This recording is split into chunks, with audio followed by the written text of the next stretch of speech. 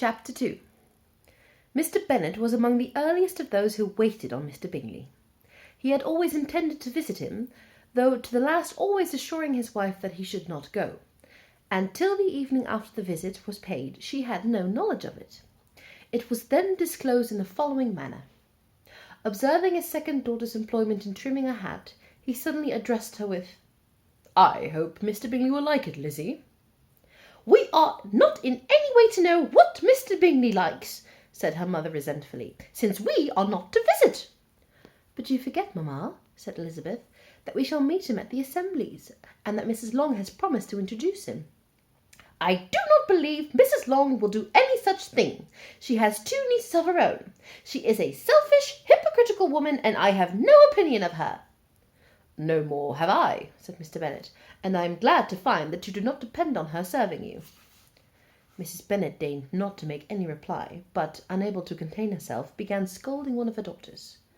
"Don't keep coughing so, Kitty, for heaven's sake. Have a little compassion for my nerves. You tear them to pieces." "Kitty has no discretion in her coughs," said her father. "She times them ill." I do not cough for my own amusement," replied Kitty fretfully. "When is your next ball to be, Lizzie?" "To-morrow fortnight." "Ay, so it is," cried her mother, "and Mrs. Long does not come back till the day before, so it will be impossible for her to introduce him, for she will not know him herself."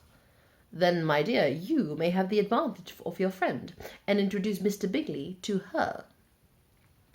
"Impossible, Mr. Bennet, impossible. When am I not acquainted with him myself? How can you be so teasing?" "I honour your circumspection. A fortnight's acquaintance is certainly very little. One cannot know what a man really is by the end of a fortnight.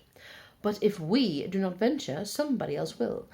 And after all, Mrs. Long and her nieces must stand their chance, and therefore she will think of it as an act of kindness if you decline the office. I will take it on myself."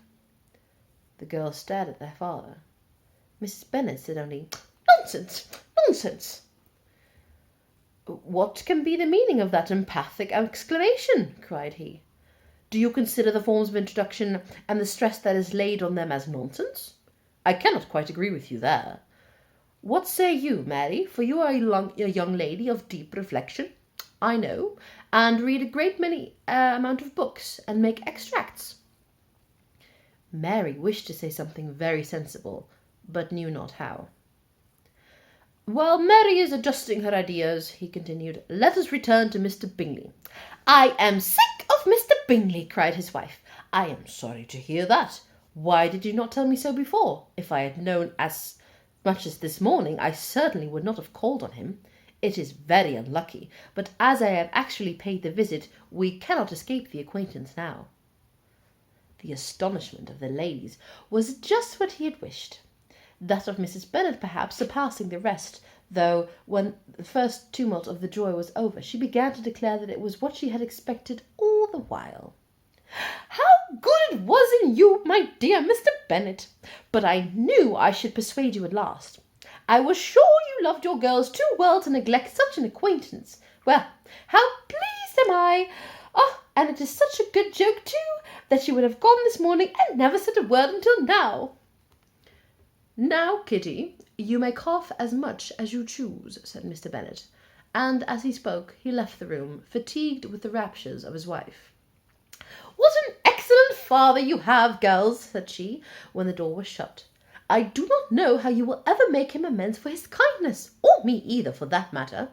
At our time of life it is not so pleasant, I can tell you, to be making new acquaintance every day, but for your sakes we would do anything. Lydia, my love, though you are the youngest, I dare say Mr. Bingley will dance with you at the next ball." "Oh," said Lydia stoutly, "I am not afraid, for though I am the youngest, I'm the tallest." The rest of the evening was spent in conjecturing how soon he would return Mr. Bennet's visit, and determining when they should ask him to dinner.